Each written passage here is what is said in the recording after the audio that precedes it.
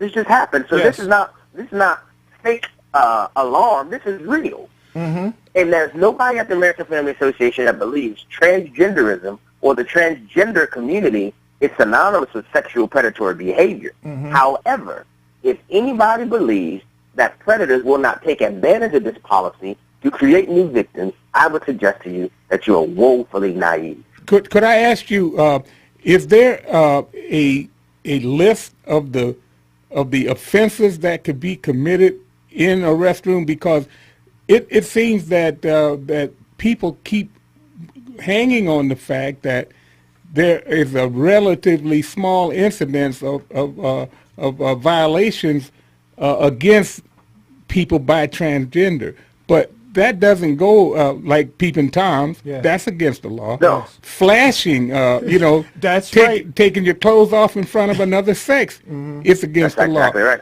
And there, Exactly so right. is there an identifiable list of laws that could be broken by? Absolutely. Voyeurism. Voyeurism. You have individuals who want to visually invade the privacy of other individuals. You have, of course, sexual assault, sexual contact. Of course, you have physical assault, physical contact. There's a laundry list. And this offenses. is magnified if it's a minor that's involved, right? Absolutely. So- Absolutely. so- And here's a fact that a lot of people don't realize. There are more registered sex offenders in the United States than there are transgender people.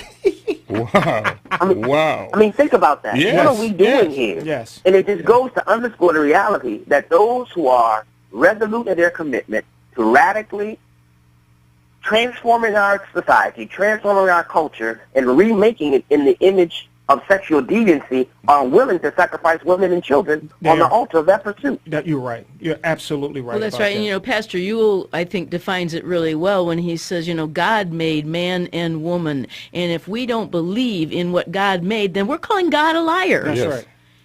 And that just can't be true. I can't even believe that our Department of Education, Michigan's Yes. Department of Education, has put out a policy statement where they define words. For example, gender nonconforming, that's called GNC. If you ever see GNC, it's an umbrella term for people whose gender expression differs from stereotypical expectations of the biological sex they were assigned at birth. They can identify as girls, boys, neither girls nor boys, Questionable. or some other gender. Yeah, yeah. Now, what in the world is going on when our Department of Education is saying there is another gender, a third gender, Yes. besides male and female? It's shocking. It's shocking. And that's why we had this right here. And the reality is, I'm just going to lay it out there for you. Yes, When go we ahead. reject God's way, Yes. we open the door to everything else. There is no middle ground. So when you do this, I mean, the complete lunacy that is going on right here. My background is that of a trial lawyer. So I developed my legal career at the beginning, trying, casing, and prosecuting criminals, including sexual predators. I've had the unfortunate experience of having cases tried where you had sexual predators who know they're guilty of the charged offense, but they're so committed to their perversion that they just wanted another opportunity to see the child that they victimized Yes, on yes. the witness stand. Yes, yes. Isn't And that something? while the child is testifying, they're sitting at the table being aroused by the presence Exactly. of a child. That's one of the things that I was asking about this list, because we don't know just what the intent of some of these people is when they are in close contact with people that are vulnerable to a person with a perversion. And they're telling us that there's no reason to worry because there hasn't been any incidents. But we don't know that. I mean, a guy might go in there and he likes to have people admire him or dislike his by just looking at him in a dress like that.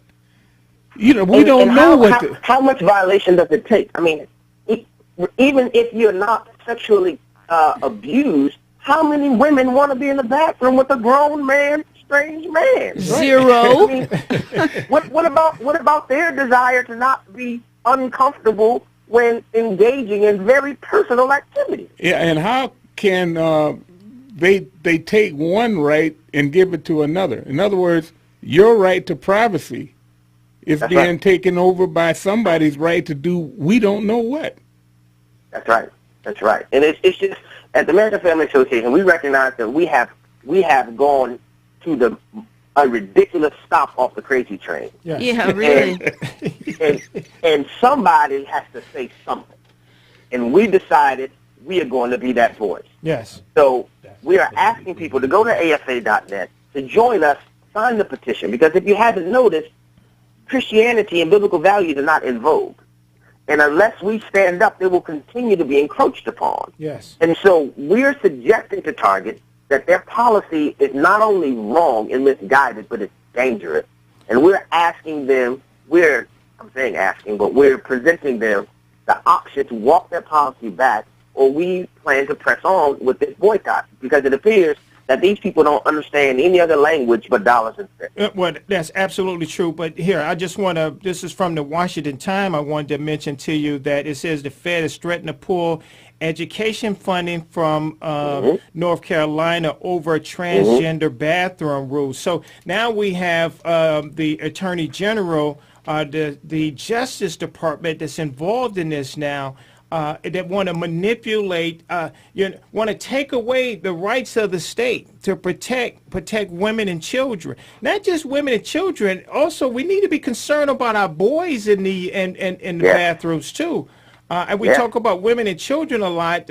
You know, when my sons were smaller, I absolutely went in that bathroom and stood next to them while they went to those bathrooms. My daughter, if I had to use a public restroom, I stood outside that door, watched every person that went in and went out.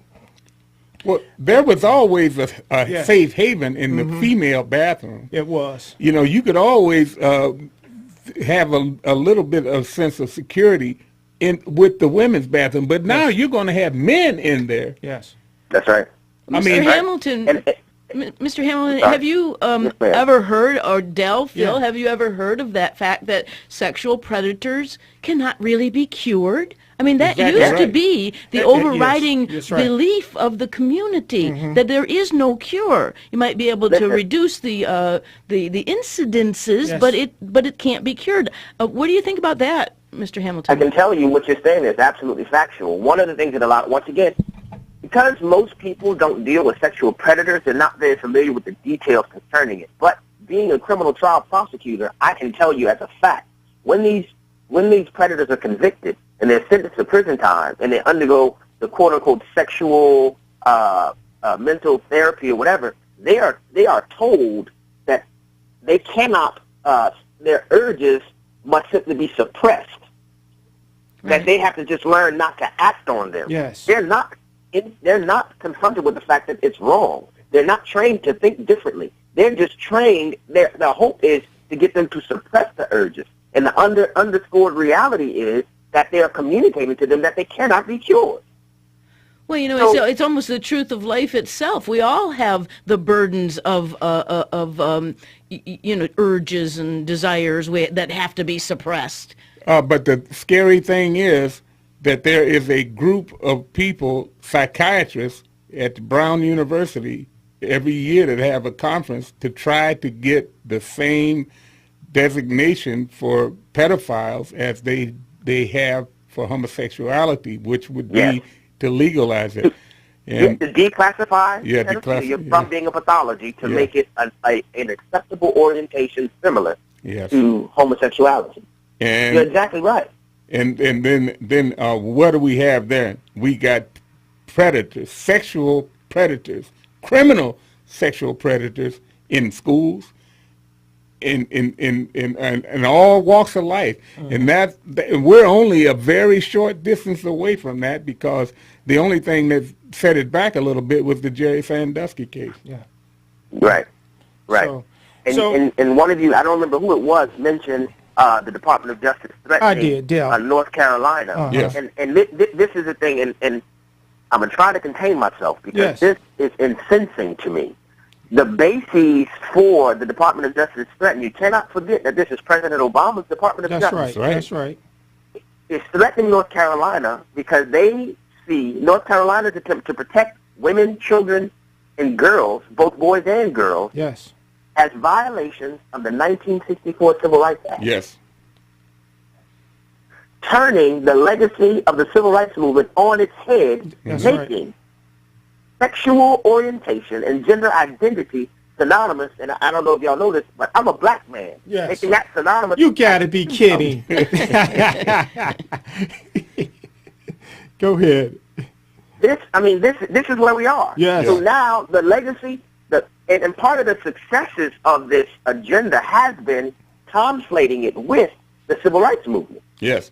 Well, that's where A movement that was based on biblical morality is now being used to oppose biblical morality. Yeah. Well, then when they get that designation, that's it. All sexual deviancy will be made to be minor. Yeah. No problem. Yeah. So again, I just want to say that we appreciate you. We're getting close to the again. I remember when I talked to you that we're going to have you on again because this is something we need to continue. But I want to give our audience again. Our audience are so busy listening that we didn't even have anybody call about this because you're giving such great information. But again, I want you to go to afa.net, and sign that petition. Let Target know.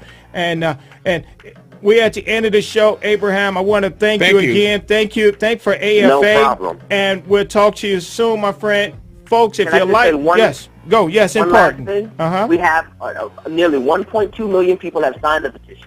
We Yes. want to get that to 2 million plus. Okay. So we're asking people to join us in this boycott effort because what they won't receive in common sense reasoning, they will receive in dollars and cents. All right. Thank you Join us very in this much. petition. We'll be in touch. All right. The roundtable discussions by mailing correspondence to Art of Michigan, Post Office Box 135, Garden City, Michigan 48135.